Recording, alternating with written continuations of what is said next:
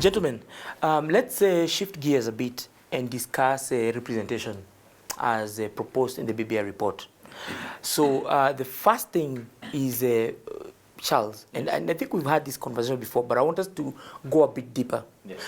What was the rationale first for adding parliamentarians? Because we have these, Kenyans feel already that they are overrepresented, in terms of the National Assembly. What was the thinking behind adding the number of MPs? And secondly, I've seen that there are 70 MPs, 70 additional MPs proposed there. What is the criteria? I think the first thing that we must remember is that this report is by the people. It is not by the technical committee. The team went out there and collected views from Kenyans. And that person in Roiro feels that with 400,000 residents and 1 MP, that is not adequate representation. So that aspect of the person in Roiro giving their view on an issue of representation, it needs to be taken as seriously as someone else giving a view on something else. And that is the point here. It is not people who just sat somewhere and decided we need to increase the number of members of parliament, of members of the National Assembly. It is in realization that when we came up with the 290 constituencies that now stand protected, as it were, there was an element of a bit of gerrymandering, that is a fact, where some constituencies were carved out for this or the other reason, with extremely low number of residents, and which is okay. And because of that continuity, we don't shred that constituency, as it were, but appreciate that there are constituencies and counties that have huge numbers of residents. And when you send that one person to represent them in the National Assembly, that representation is inadequate, as it were. And remember, the national cake is not shared on the dining table. The national cake is shared in the National Assembly and the Senate, as it were, in terms of division of revenue, in terms of allocation of revenue, and subsequently, even when you talk about division of revenue, allocation of the revenue that the national government retains, again, population is of essence. So the aspect of where this came from, and now subsequently how the numbers are rolled out, is in realization of the fact that all Kenyans are equal, and the power of the vote should be as harmonized as possible, to the extent that some communities, some constituencies do not feel like that one person representing them is not sufficient vis-a-vis or against the representation in other constituencies, as it were. And I think that is rational, and it makes sense, because it does not make sense to have 400,000 or 500,000 individuals being represented by one person who has one vote in parliament. And the best example of how this works negatively is when we were talking about the formula for purposes of allocation of revenue or bill the other day. Yeah. You saw one single senator was making a lot of difference. 2 senators were sufficient, were enough to make a decision that is completely different from a position that would have been adopted, less those 2 senators. So that is the point. And it's not about favoring this or the other one. The first role of a member of parliament, be they senators or members of the National Assembly, is representation. So you have issues in the constituency, issues in the county that need to be taken to the national platform for deliberation on and requisite support, and without the requisite numbers to be able to push that as an agenda, then you find you have a problem. Okay. Fred? Yes. I mean, 70. Alex, let me pick from where Charles has left. There are 2 constitutional principles that govern how the task force and the experts arrived at 360. First of all, I would want to unpack the number. Yes. Because the problem that we have out there is that the constituencies have been added. No. The constituencies remain 290 as provided for in Article 97. That's for National Assembly. Now, the first constitutional principle that we must underscore is that there is need to comply with the electoral system principle that they vote on the universal suffrage that aspires to bring the equality of vote through a fair way must be achieved.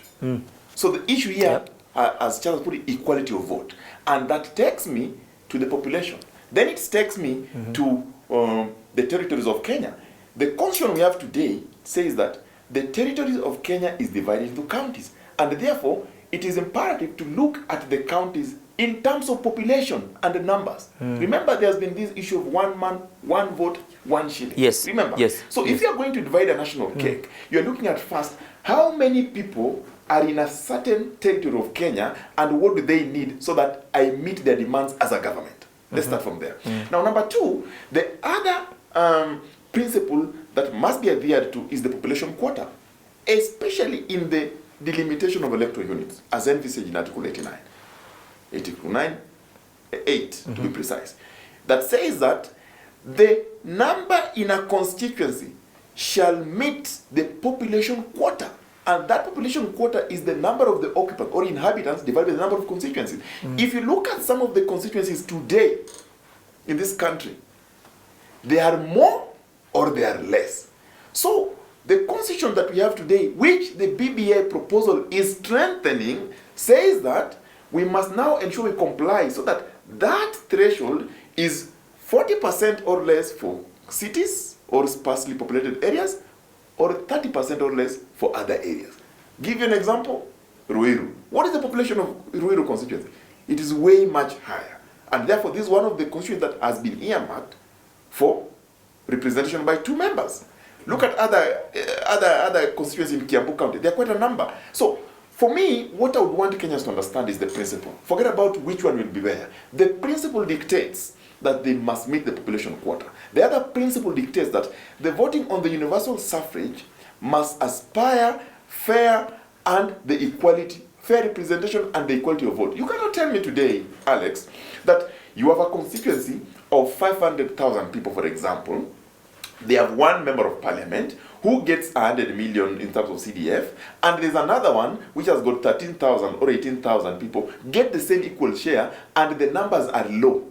It is very unfair. It does not meet the constitutional principle of electoral system in Article 81D. It doesn't meet. So for it to meet that, we must strengthen our constitution by looking at the population quota, and this is how the 70 number comes in. Now, the 70 comes from the counties and in their constituencies that have been believed or have been identified to have higher population or lesser population and must be expanded. Is there a formula? Is there a scientific basis for coming up with that number? There's no better scientific formula than a constitutional principle. Remember, we are not changing the constitution. We are amending. So if you're looking at the requirements in the constitution that we have today, which BBI has not proposed to change, the BBI report has not proposed to change the principle in Article 81D. They have not proposed to change the principle delimitation of electoral units, which must happen 8 months, between 8 to 12 months before election. They have not changed. That remains. How do we strengthen that so that we ensure that there is equality of vote? We ensure that the representation is fair. We ensure that everyone in every electoral unit, be it constituency or ward, gets equitable share. We must now go for representation. Why? At the National Assembly.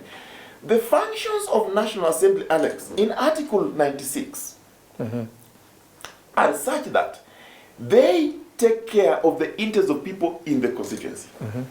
They take care of the special interests in the National Assembly. They look at the issues of people nationally and resolve them. Forget about the Senate. I'm talking about National Assembly. That is where the national, that's what it's called, National Assembly. It takes care of national issues, not only county issues, national. So it is important that we look at the National Assembly and strengthen it so that everyone, wherever they are in their constituency, are represented in terms of the cake, are represented in terms of legislation, are represented in terms of protection and security and all other things. That is why the 70 number is very important to ensure that while we retain the 290 constituency as provided for currently in COK 2010, we also ensure that we meet the population quota and we meet the... Fredrick, hold on to that. Allow me to interject a little bit on this, because with a population quota of 132 residents, if you look at Kiambu, for example, with a population of 2.4 million residents, then you do the maths, you'll find Kiambu is supposed to be represented by 18 members, and we have 12. So there is a possibility that there will be 6 more members to represent Kiambu. Now, what is important? Make it, sorry, just clarify, yeah? Yes. Are they representing Kiambu, or are they representing constituencies within Kiambu? This is very important for our viewers so that they understand.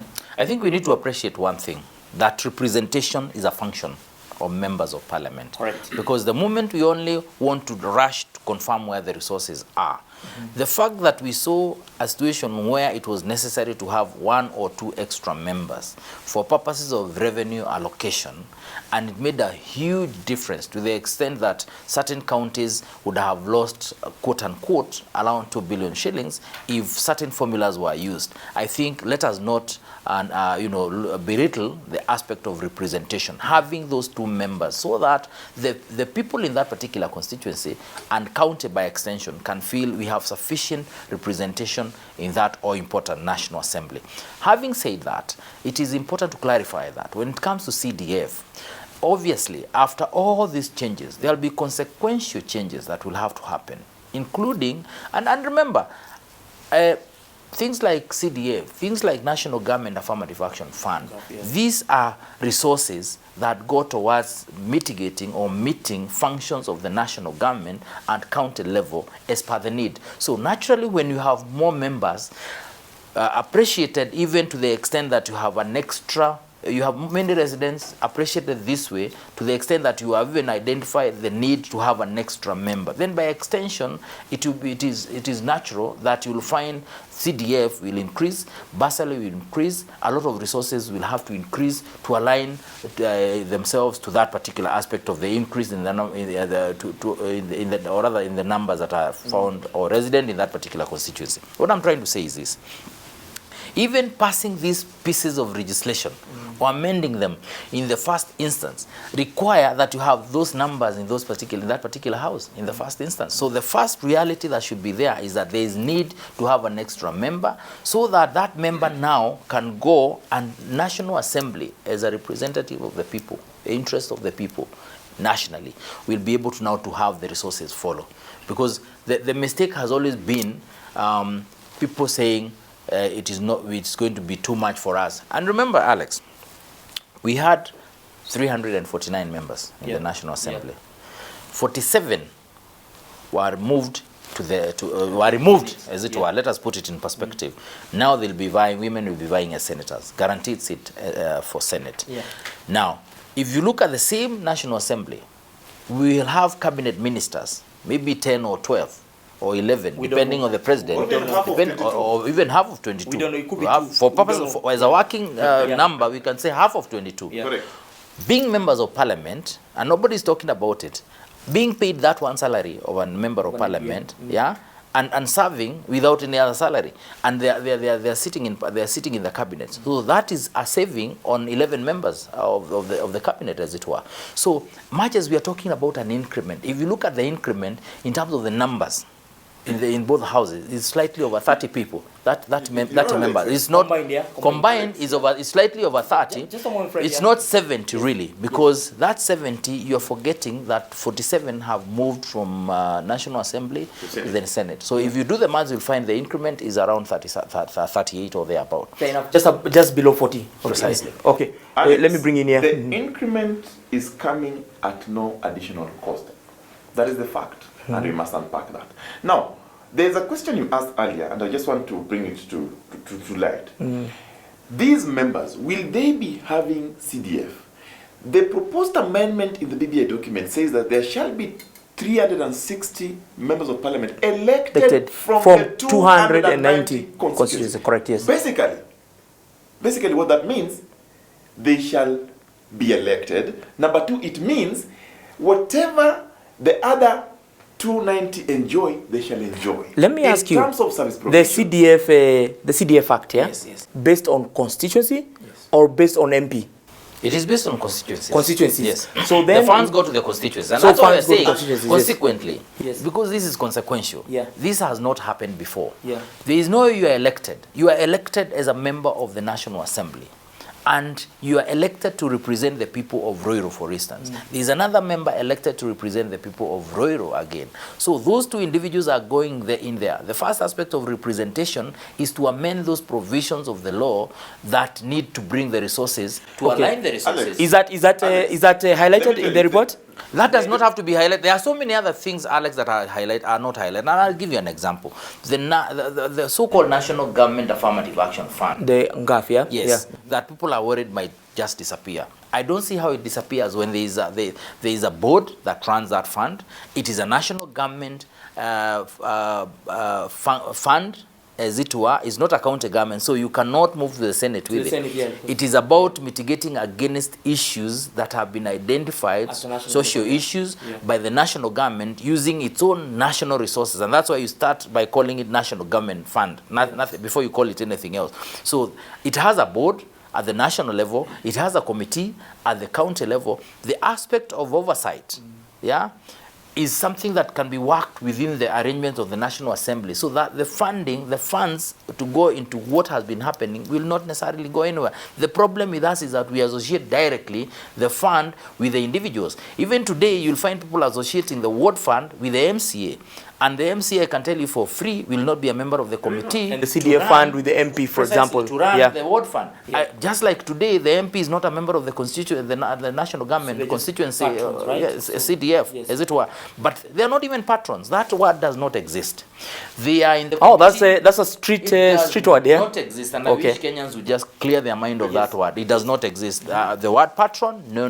So what's their role? Is it oversight? Their role is oversight. And they have a committee created by the same Act of Parliament, National Government CDF Act, called Constituency Oversight Committee, that has a maximum of 5 members. A member of Parliament is a member of that particular committee. Is not a member of the CDF committee that runs the fund on a day-to-day basis at the constituency level. Those guys are picked competitively through a selection panel and approved by Parliament and gazetted as such. So we need to appreciate these things. Stop seeing when the other member is not there as if the fund has to go anywhere. So that is a reality. So CDF, in as far as I'm concerned, like my brother has said, you get elected, you get everything else every other member is getting for the constituency that you represent. Remember, Alex? Yeah. In the BBI proposal, there's no nomination. And I want that to come out.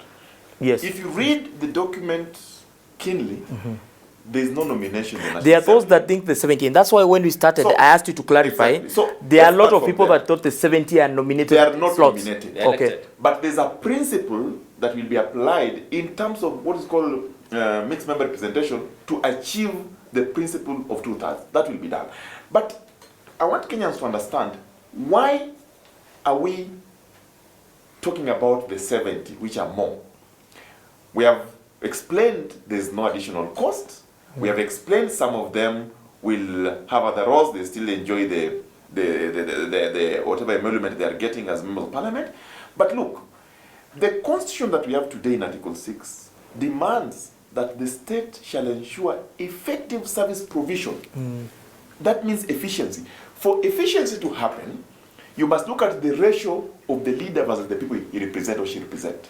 And that's why it is important to look at the equality of vote in the universal suffrage, so that you know if the people of Kiambu or Ruero are going to be represented efficiently, then they need, if they are more, then they need more representation, so that the ratio to the number is also efficient. Now, look at it this way. A member of parliament legislates in Nairobi. Every weekend, he or she travels to the constituency to go and solve the needs, the national needs of those people as envisaged in Article 96. Okay? That's what they do. Now, if you look at it, I mean in Article 95, if you look at it, you don't have time to tour a bigger, area in just 2 weeks, 1 week for it to be efficient. You will not be efficient because everyone needs attention. The reason why the BBI retained the 290 while people had said we are so many is because Kenyans are still attached to the constituency. They believe that the person they call Mjumbe is the savior.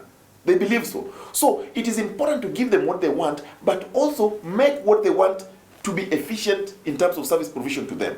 And therefore, these 70 members shall be sorting the issue of efficiency that requires the state. It is a national function, the state, to ensure that the service provision is, to an extent, it's equitable to an extent that is acceptable. Okay. That's what it is. Okay. So the 70 members shall bridge the gap of efficiency, shall bridge the gap of population quota, shall bridge the gap of the demands that people must get services at the time they need them. Because we normally say, when you're hungry, you don't say, I'm hungry now and I'll eat tomorrow. You eat now. That is the provision that they're giving. They're hungry now. They need that representation now because there are many. They get it now. Okay, brilliant. I think we've looked at the area of representation, and I think we've properly dissected it. So just as we end, we want. I want us to look at Senate, Yes. and I really want us to just address one question. It's something that I've seen prevailing, especially on social media, on national media as well. Yes. The issue of Senate powers having been clipped, yeah? And when I look at the report, I don't see where that comes from. So, I just want us to address that. Is it something that's probably been plucked out of the air? Is it in the report? And then, of course, as we do that, let's also address the issue, perhaps, of women, yeah, and how their interests are taken care of, especially in the National Assembly. Let me look at it this. Let me put it this way, in terms of the Senate. I don't think the powers of the Senate have been diminished in any way. And if you want to look at the power of the Senate in terms of division and allocation of revenue, the proposal in the BBI report has actually given the Senate an integral role to play in terms of division of revenue. When the bill starts at the National Assembly, if Senate is not happy, because Senate has to be brought on board, if the Senate is not happy with the bill, they can reject it. And in the event they reject it, then the Senate, the National Assembly cannot veto that. It has to go to a mediation. Yes. And that mediation is of equal number of members from both houses, for them to agree on how much goes to the national government, how much remains with the county government. That is division of revenue. So that, in that particular respect, the Senate is still as strong as you can ever think about. Then it comes to allocation of revenue. The amount now left to Senate, to counties, to share amongst themselves. The Senate initiates the bill for that. And when now they are happy about the bill, they pass it to the National Assembly to look at it and then approve the same, so that it can go to the President for assent. If this National Assembly, for whatever reason, is not comfortable with the bill as given by the Senate, and they say as much, the Senate can veto the position of the National Assembly on matters allocation of revenue bill. And this they can do by just a majority. So that means the Senate can actually ignore what the National Assembly wants to provide for in as far as allocation of revenue is concerned. Yet, this National Assembly cannot veto the position of the Senate on division of revenue. So at what point is the Senate weakened? If you look at the numbers that have been improved, if you ask me, bringing in the 47 women, we are talking about an increment from 15% minimum to a 35% minimum for counties. That is huge amounts of money. And then creation of a ward fund and a board to run the ward fund. So you need slightly more members to look into this deeply. Even the so-called women representatives that have been getting this quote-unquote National Government Affirmative Action Fund, now they will have much more resources at the county level to oversight and to help the resident in some of identification of the projects to roll out. And I think this is how we need to see it. The number helps, because now with that kind of a number and the checks and balances, women issues. And remember, you're talking about the ward fund, for example, socioeconomic rights as provided for in Article 43 that my brother has talked about comprehensively. Health, water, clean water, as it were, pre-primary education and youth polytechnics, health, an integral issue, agriculture for purposes of food security, and agriculture. The counties' governors have always cried that the function is ours. And remember, if you look at the fourth schedule, resources are supposed to follow the function. Governors have always been saying we have the function, we don't have the resources. Yeah. Now they are being told the functions are not changing. They're the same function, but resources. we're giving you 3 times what we've been giving you. Fantastic. So you need, again, a bigger, a more organized, a more representative team to oversight what happens, to also give an aspect of legislation, support, and to also basically take care of the interests of the people of the county. That is what Senate is charged with. So to me, Senate is as strong as it can ever be, and it is also very opportune, because now the 50-50 representation on gender in terms of Senate, very important, because now we are saying mashinani, at the very mashinani, nobody can say this happened because this was the MP, this happened because this was the senator, as it were. So I think that, to me, let nobody lie to you that the Senate is weaker. Just a point Alex, to wrap it up. First of all, in my honest opinion, initially when we had the women reps in the National Assembly, they were misplaced. Now, because they come from the county. The county, yeah. The functions of the Senate is to represent the interest of the counties, to participate in lawmaking that concern the counties, and also to ensure that they participate in the division of revenue among the counties. Today, the proposal of BBI is giving women equal vote in decision making, and that's why BBI has proposed repealing of Article 123, that where majority Fredrick, of them who are... that's well and good, yeah? Yes. The women are not even talking about Senate, because their interests in Senate are taken care of. And I want you to address the issue of women in the National Assembly. That's why I'm starting from there, because there is a misconception that women have been dumped in the Senate. That is a lie. They have not been dumped. They have been given more power to make decisions on a larger scale. He has just talked about the increment, at least 35%. They have been promoted to Senate.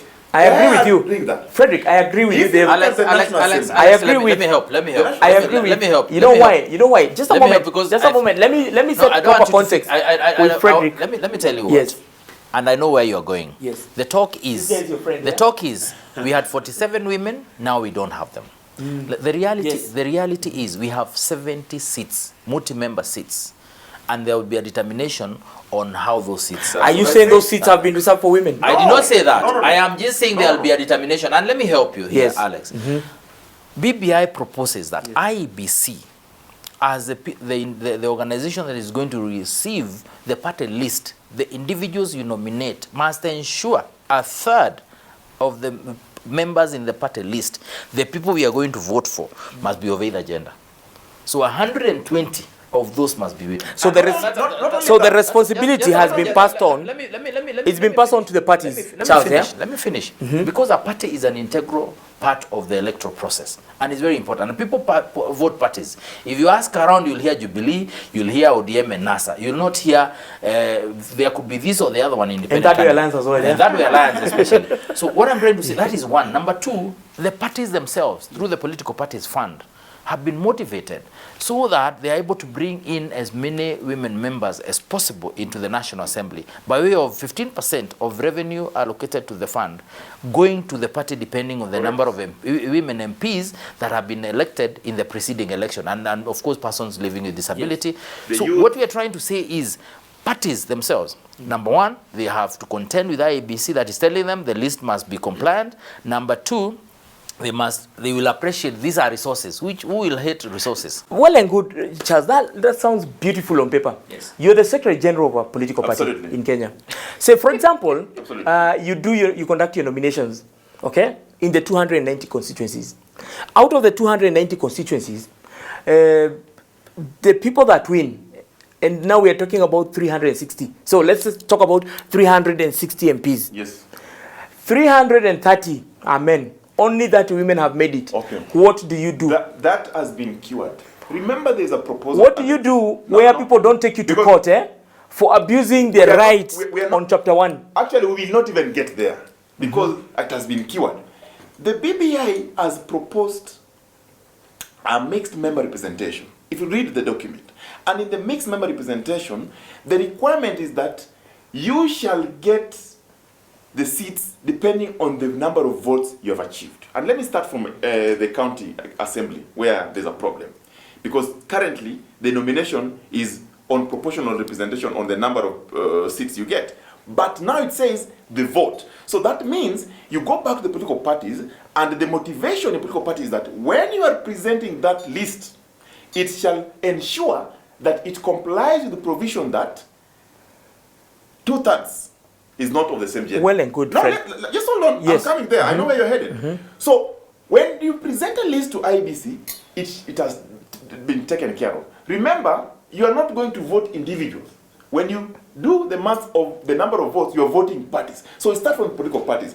For you to get that motivation, you must comply. Number two, come to the National Assembly, the 70. Let's go back there. You're not voting individuals. No. We are saying in the mixed member representation, if the party performs well in a general election and you have got more votes, then chances of you getting more seats are also high. And in representing the list for the guys who are getting the seat, it must be alternate. Is Wanjiko aware of this? That's the point. Is Wanjiko aware of this? That's why we are talking about it today. Because That's what? why we're talking about it. That is at the county assembly. So I started from the county. But county said, okay, let's go to the National Assembly, Now- because that's where the elephant in the room is. Now, National the Assembly. You know, we don't want to put the cart before the horse. Because people are saying, it's only members, male will be elected. I don't think so. Charles has really put it. When you go for an election, the women are encouraged to participate. Yes.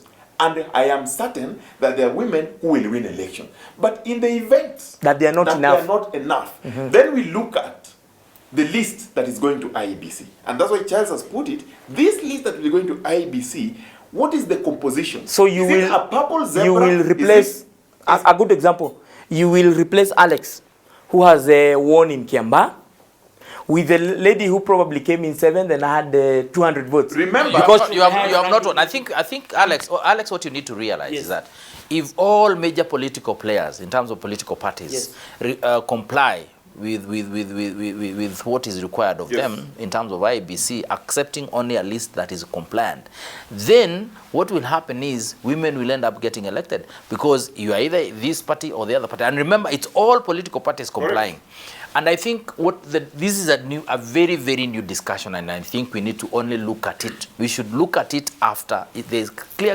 clarity on how the 70 seats will ultimately be. Because what we need to appreciate, Alex, because that is a lie that is out there, we need to sort. These are elective positions. Yeah, because when we appreciate that, then we can appreciate the fact that in the event it's discussed and agreed, this is the direction we go with the 70 to heal whatever it is that needs to be healed. Then from there, the top-ups, the discussion around the top-ups and all those things, because I want to believe the team was a little shy. Remember, if it were not Kenyans that are so committed and so, focused on constituencies and their boundaries and all those other things, we would have gone for pure proportional representation, where this thing would have been healed. Kiambu gets its 20 MPs, and then by the time you are getting them, you are told you are voting for a woman, a man, a person living with disability, and then they will represent Kiambu. But because we are attached to constituencies, we retain the 290 constituencies, get several multi-member constituencies out of those, so that we have slightly more members, 70 of them. So the discussion around who this 70 will go to is, I think, is an ongoing discussion. Fred, we in tying that, remember there is proposal to amend the electoral laws. One of them is IEBC. The amendment that is going to happen there is that when Okango as the SG present that list must comply with the provisions of the principle that not more than 2/3 shall be of the same gender. Yes. So I don't see any problem. In fact, that number of 70 gives us an opportunity to cure this issue of 2/3 gender in the current parliament. But even as we say that, Fredrick, even as you present that list, it must be within the confines of the Constitution. Yes. It must not deny someone else a right, okay? And when I say this, I mean it must not deny me as a voter a right to vote for whoever I want, whatever the agenda is. It doesn't. Let's switch gears, because we really are out of time. That is something that we should perhaps discuss in a single episode, because I know it's very contentious. And perhaps when we do that discussion, I'll bring in a couple of women leaders, so that as we discuss these things and you talk about all those things, especially as a Secretary General of a party, then whatever it is that you promise them will be binding, yeah? So let's, discuss the last item on our agenda today. And I really want us to brush through it very quickly because we don't have a lot of time. I want us to discuss the roadmap, okay? Yes. So from essentially from the launch of the report, a couple of Mondays ago, to now the implementation all the way, to the road to the referendum and the implementation. Let's discuss these issues very quickly, and perhaps I'll ask Fred to start, and then Charles will wrap it up. Thank you, Alex. The BBI report implementation matrix is very detailed. Currently, we have got the legislative bit that is ongoing, and I do expect that probably from the Naivasha meeting, the legislators know what to do in terms of legislation. The policy, executive, the administrative is ongoing. The issue of referendum, because that's where the issue is, there are timelines. Number one, it will require that there must be the promoters of the bill, the Constitutional Amendment Bill 2020. The moment we get that promoters, the issues in this document or in this amendment bill require that, most of them require that they can be done in Parliament. But there are also a select few that will require the input of the public in a final public participation called a referendum, especially if they touch on the issues that are on Article 255 that we explained earlier. They are there. Commission, structure of devolution, Parliament, they are there. Now it means they have to go through Article 257 that mandates them to collect at least 1 million signatures of registered voters. That will happen. That process can take as short as it can take a long time. Fred, from there, interjection here. The 1 million signatures, is there a split? Do they have to come from a certain number of counties, or is it arbitrary? The Constitution in Article 257 says the promoters of the bill shall present to IBC at least 1 million signatures of registered voters. They can be from Kiambu alone, they can be from Nairobi alone, that's it. And it will go. Then now we start counting. The moment IBC submits the bill to the county assemblies, the county assembly have got at least 3 months, 90 days, to approve the bill. Then it comes and it shall be submitted to the National Assembly and the Senate with a certificate from the county assemblies that has been approved, and then they shall, without delay, the constitutional wording is without delay, approve it, and then it goes to the president for assent. Then 90 days, president gives IBC timeline to do a referendum. So if you ask me, realistically, from where we are, it is very much possible, because majority of the issues are administrative, legislative, and policy. The issues touching on the referendum can actually get to a referendum process by next year, June. It is very possible if the timeline. And again, remember, Kenyans have been saying, we want resources to the county, to our doorsteps. It is here. The young people have been saying, we want an institution that is going to converge the challenges that we have and sort them so that we can point a finger where the link is. It is there. Kenyans have been saying, we want equitable share. They want the historical injustice meted against women in terms of representation sorted. It is there. So the opportunity that we have is between now and the next year, June, to ensure that we sort this mess once and for all. It is possible. Thank you, Fred. Charles, wrap it up for us. What are the pitfalls, potential bottlenecks, the challenges that we could encounter during this, on our journey towards a referendum? I don't think there is a lot, especially when you go the direction we are talking about, a popular initiative. Because with popular initiative, you deal with the bill as it is. The bill as presented to IEBC by the proponents is not subject to change. So the respective county assemblies will look at it as it is and approve it or disapprove of it. Correct. And the moment a minimum of 24 county assemblies approve the same and pass it to the National Assembly and Senate, a copy each, with a certification that we have passed it, then it does not matter how the Senate votes on the same or how the National Assembly votes on the same. It has to go to the president for the president to initiate, to give to IBC, or rather initiate the process of a referendum. So then from there, of course, when it comes to the referendum, it's about gazettement, it's about picking the question, because people will not vote on the, they'll vote on the questions, on the referendum question, which will now get approved, gazetted, and then IBC will register the committees of referendum committees for the proponents or the promoters, as it were. And in the event there are those that are opposing, that's again a committee, and issue symbols, requisite symbols to the two sets of teams. That committee is national level and constituency level for either side. Then there will be a campaign period for the questions, because you're campaigning on the question now. It's not the bill. So if it's a yes or no, then you campaign for the yes, you campaign for the no symbol, then there is a vote. It's a requirement that 20% of a minimum of 24 county registered voters must turn out to participate in the process, in the referendum. At least 20% in minimum in at least half of the counties must participate as item number one. And of course, now that from that point the question passes based on the simple majority. But that is why it is important for Kenyans to participate in this process, because just sleeping at home, whether you vote this way or the other way, basically just do it so that that threshold is met. And then that will be that. The bill will stand passed and the president will ascend to the Senate. Last question as we end the show. Yes.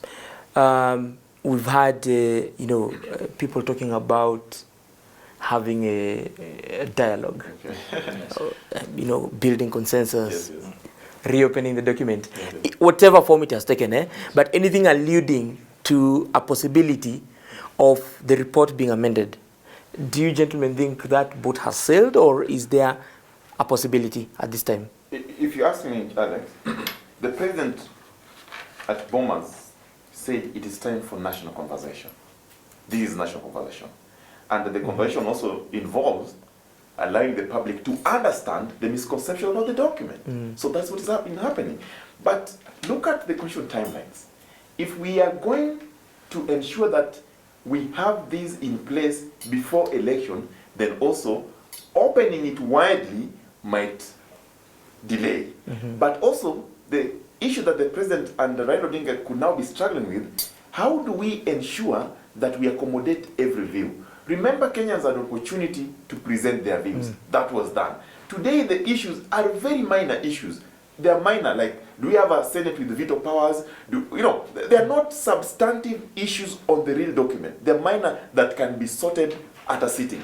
I think, in my view, that can be done without opening the document to a wider extent that delays the process. And therefore, if you ask me, there is a possibility for national conversation. I've seen the president meet the other political party leaders. I've seen the faith-based institutions coming out. But I've also seen the people living with disabilities also saying 1, 2, 3. Some of the issues they raise are not in the referendum. They are in the legislative and administrative. They can be sorted even tomorrow, even this morning. So there's no question that it's not possible. It is possible. If they are administrative, they'll be sorted. And structured as well, Exactly. Charles, what's your take? I think what we need is honesty on the part of leaders, all our leaders. Let us tell Kenyans the truth. Let us be honest, because this is a serious moment. It is a moment when we cannot have sideshows. Let us stop telling people things that do not exist. When you tell people that 70 seats are nomination slots for this or the other one, when you know it's not true, I think that's completely unreasonable. Why don't we pick real issues? When you pick real issues that are of concern to you, and then, like my brother has said, then they can be engaged on at whatever level. Because again, remember, this is a healing moment, as it were. So I want to believe, at the end of the day, the reality is this document has to be subjected to the people. It does not matter where you agree at, how you agree about the same. It has to go to the people for the people's stamp.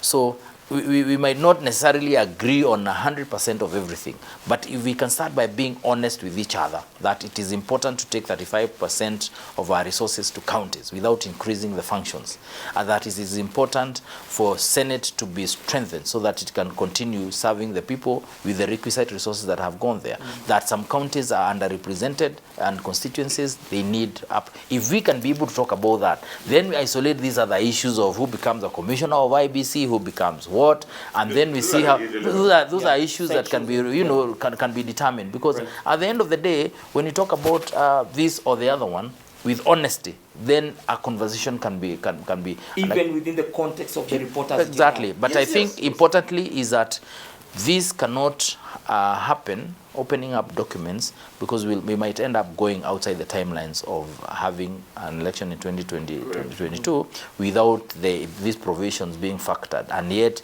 they are fundamentally expected to heal the issues around elections anyway. Yeah. So you need an IEBC that is clear on issues around the BBI.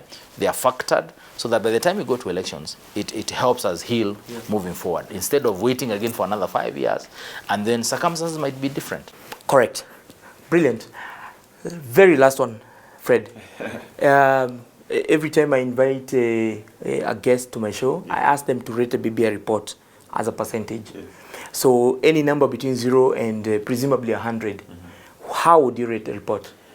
First of all, allow me to do a disclaimer. No.